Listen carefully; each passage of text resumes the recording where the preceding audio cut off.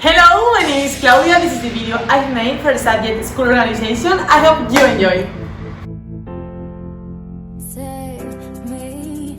Technology affects connection with the learning context. Children are more likely to understand concepts if they are provided with dynamic digital techniques. And then objectives. If the classroom is well organized and the student and teacher attitudes are appropriate, the objectives will be completed. General knowledge affects the connection within the learning, because when students help each other and share ideas, a group bonding is created that will help them to mature and evolve, and then continuity and adequacy, knowledge that will enable the student to develop individually, mature and set goals.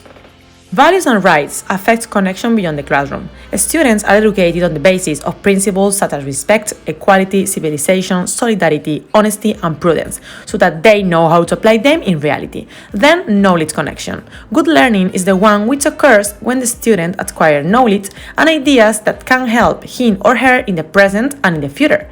And finally, personal learning. Students learn to know themselves as well as others. Student development and special education affect teacher-student connection because students need a reference, a person who helps them in their educational stage and guide them about what can be good for them and what cannot. Respect and tolerance affect connection with peers. Many children need to learn that everyone in a class is equally good and that it is vital that they respect each other.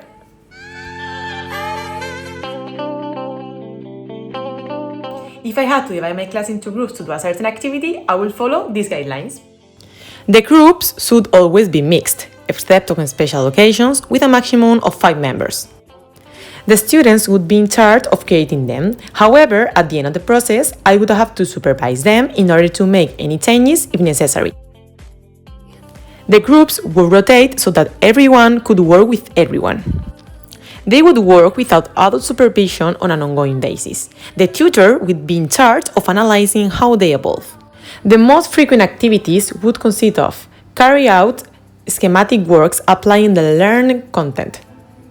Participative leadership would be a good choice because even though I would make the final decisions, my students would be free to group following their preferences, and this will increase the motivation. I also identify myself with transformational leadership. In wanting to achieve a group alliance, I want students to know each other better, helping each other and opening doors to different ideas. Also, with regard to my attitude, they will be able to tell me if they have any problems or if they want to change something. I wouldn't spend all time correcting their mistakes. I would let them work on their own. The relationship between the subjects and reality. Schools are the place where one learns to understand the world, why things happen, how one should act in a specific situation, what attitude one should adopt, as well as for speaking correctly. For me, it's not useful to learn something that I will not know how to use on a daily basis. So, therefore, schools should always be focused on helping students to live in the outside world.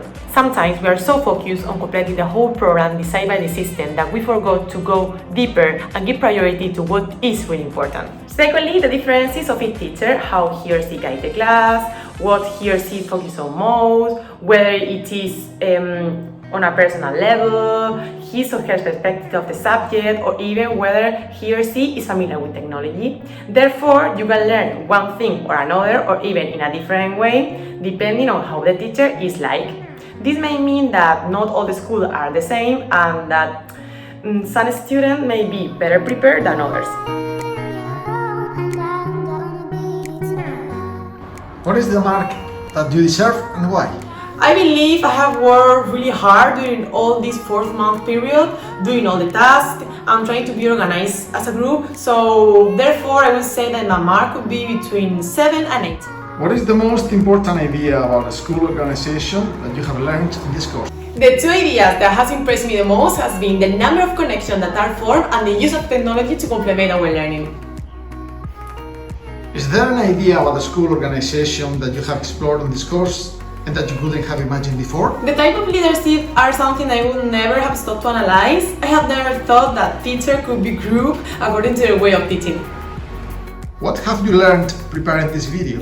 I have realized that the educational framework is a world that we seem to know perfectly, but in reality is much more complex than we really believe.